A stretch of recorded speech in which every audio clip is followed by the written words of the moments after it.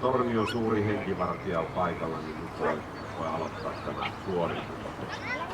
Elikkä radalle Yli ja Eija Valutie Tornion kennelkerho ja siellä päätettiin jo vilahtaa väärän leikki. Kukkeet vilahti ja sillä aikaa kun minä luettiin papereita.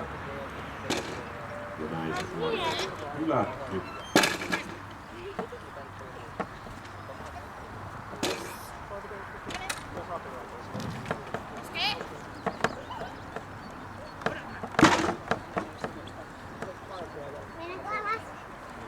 Ja sitten Vilin jälkeen radalle lähtee Oli Sirkka Pyykkilän ohjaava.